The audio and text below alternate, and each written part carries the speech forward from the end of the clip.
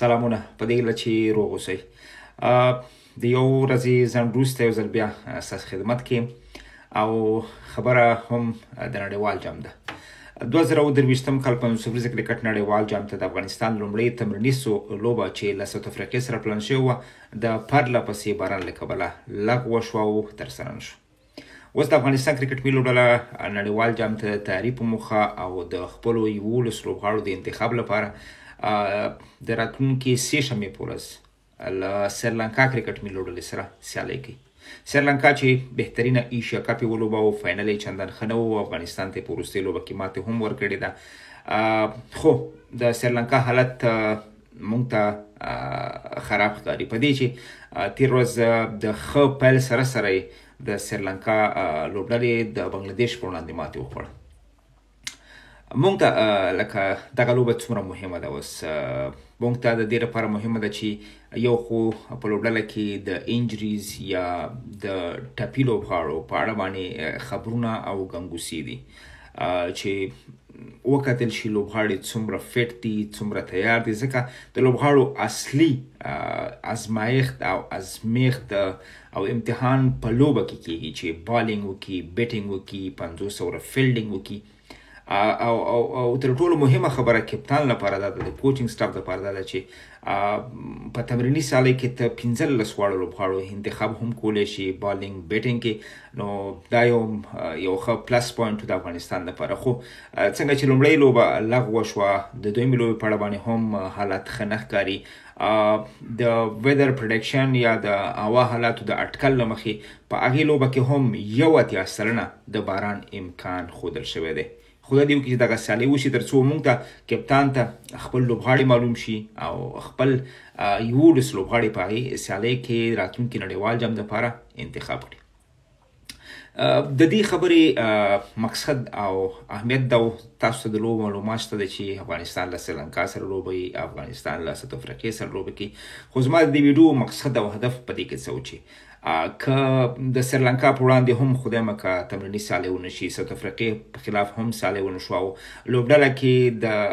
انجري خبر شته دی. دا خبره د کرکټ بورډ سی او جرابې مشر هم کړې ده، خو نومونه نه دي اخیستي او دا خبره په خپله نوین د ریټایرمنټ په حواله باندې هم راښکاره شو چې نوموړی 15 ورځې کرکټ ته تیار نه دی او نه غواړي نړیوال جام وروسته ادامه ورکړي. نو زما مقصد په دې ویډیو کې دا و چې ما دلته د ایم اس ډوني یو مشهوره خبر راوړې ده. هغه دا ده چې که یو لوبغاړی فټ نه وي، تیار نه وي، انجري وي، فټنس مسایل ولري، مشکلات ولري، د هغې باوجود هم هغه په یو ملي لوبډله کې لوبول کیږي یا لوبیږي او خپله انجري، خپل فټنس هغه پټ ساتي، نو دا نه یوازې دا چې له وطن سره خیانت دی، له ټیم سره خیانت دی او د خپل صحت او د خپل ځان سره خیانت دی. نو کوم لوبغاړي که خدای نخواسته موږ په د سریلانکا خلاف هم لوبه نه کړو او یا باران وي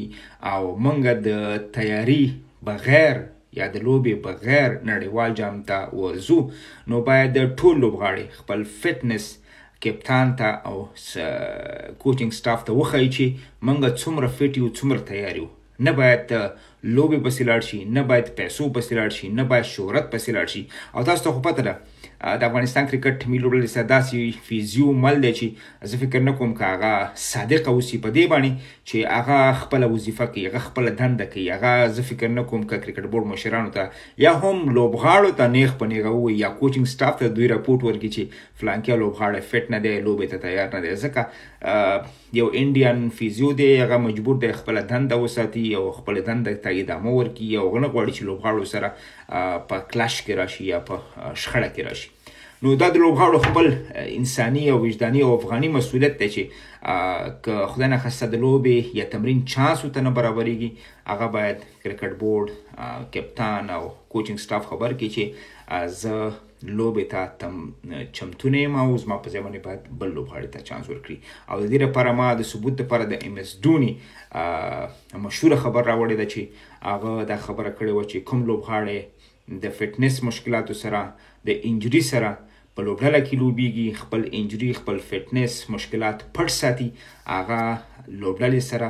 ځان سره او هیواد سره چیټینګ یا غلا کوي یا خیانت کوي.